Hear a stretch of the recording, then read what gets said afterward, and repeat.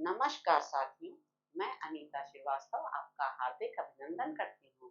श्रीमद् वाल्मीकि रामायण में आज का प्रसंग है रावण का सीता जी को प्रलोभन। राक्षसियों से घिरी हुई दीन और आनंद शून्य तपस्विनी सीता को संबोधित करके रावण अभिप्राय युक्त मधुर वचनों द्वारा अपने मन का भाव प्रकट करने लगा। हाथी की सूंड के समान सुंदर जांघों वाली सीते, मुझे देखते ही तुम अपने स्तन और उदर को इस प्रकार छिपाने लगी हो, मानो डर के मारे अपने को अदृश्य कर देना चाहती हो। किंतु विशाल लोचने, मैं तो तुम्हें चाहता हूँ, तुमसे प्रेम करता हूँ। समस्त संसार का मन मोहने वाली सर्वांग सुंदरी प्रिय, तुम भी मुझे विशेष आदर दो, मेरी प्रार्थना स्वीकार करो।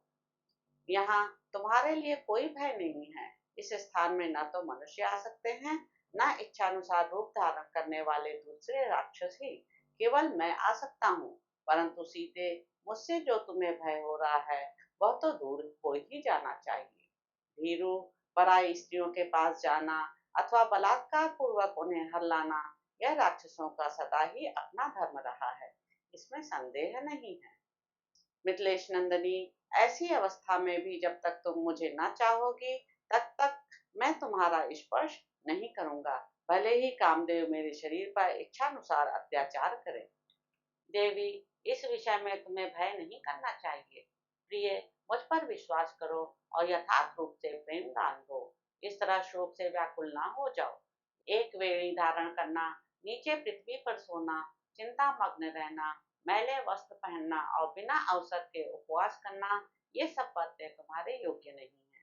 मिथिलेश कुमारी, मुझे पाकर तुम विचित्र पुष्पमाला, चंदन, अगरू, नाना प्रकार के वस्त्र, दिव्य आभूषण, बहुमूल्य पेय, शैया, आसन, नाच गान और वाद्य का सुख भोगो।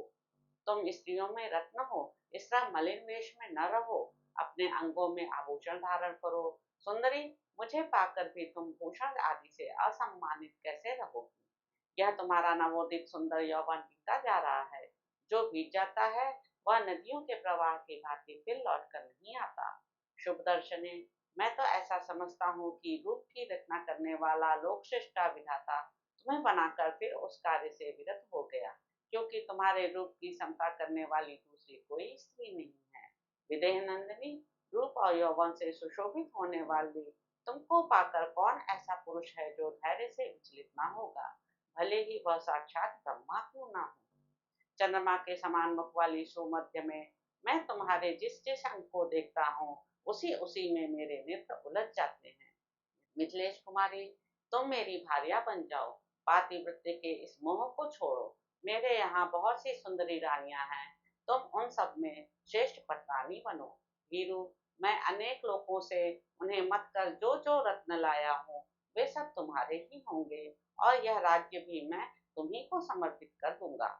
विलासिनी, तुम्हारी प्रसन्नता के लिए मैं विभिन्न नगरों की मालाओं से अलंकृत इस सारी पृथ्वी को जीतकर राजा जनक के हाथ में सौंप दूंगा। इस संसार में मैं किसी दूसरे ऐसे पुरुष को नहीं देखता जो मेरा सामना कर सके। तुम युद्ध में मेरा वह महान पराक्रम देखना, जिसके सामने कोई प्रतिद्वंदी टिक नहीं पाता। मैंने युद्ध स्थल में जिनकी ध्वजाएं तोड़ डाली थी, वे देवता और असुर मेरे सामने ठहरने में असमर्थ होने के कारण कई बार पीठ दिखा चुके हैं। तुम मुझे स्वीकार करो, आज तुम्हारा उत्तम श्रृंगार किया जाए और तुम्हारे अंगों में चमकीले आभूषण पहनाए जाए।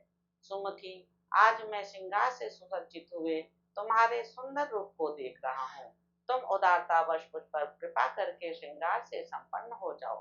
वीरू, फिर इच्छानुसार भांति भांति के भोग भोगो, दिव्य रस का पान करो, बिहरो तथा पृथ्वी या धन का यथेष्ट रूप से दान करो। तुम मुझ पर विश्वास करके भोग भोगने की इच्छा करो और निर्भय होकर मुझे अपनी सेवा के लिए आज्ञा दो। मुझ पर कृपा करके इच्छानुसार भोग भोग की भी तुम जैसी पटरानी के भाई बंधु भी मनमाने भोग भोग सकते हैं। भद्रे, यशस्वनी, तुम मेरी समृद्धि और धन संपत्ति की ओर तो देखो। सुबह के चीर वस्त्र धारण करने वाले राम को लेकर क्या करोगे? राम ने विजय की आशा त्याग दी है।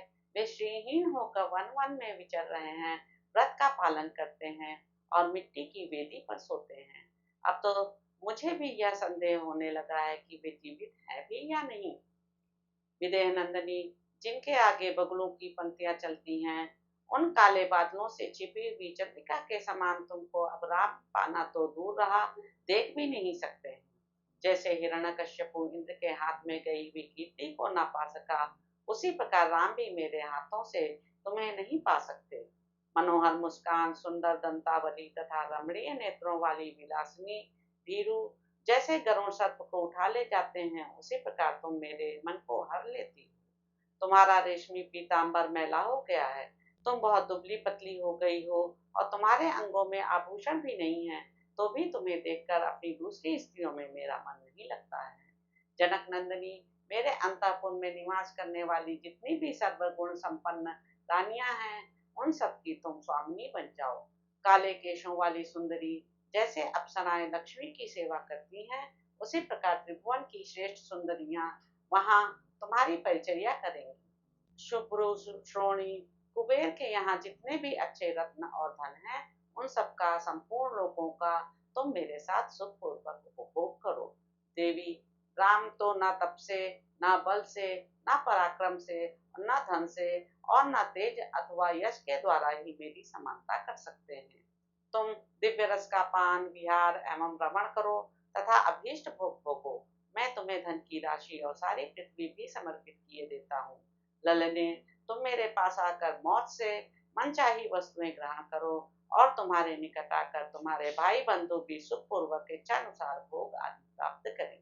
भीरू, तुम सोने के निर्मल हारों से अपने अंग को विभूषित करके मेरे साथ समुद्र तटवर्ती उन काननों में विहार करो, जिनमें खिले हुए वृक्षों के समुदाय सब ओर फैले हुए हैं और उन पर भ्रमर मंडरा रहे हैं।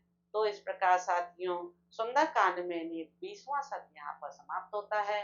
इसके अगले अंक में आप जानेंगे कि सीता जी का रावण को समझाना और उन्हें श्री राम के सामने नगण्य बताना।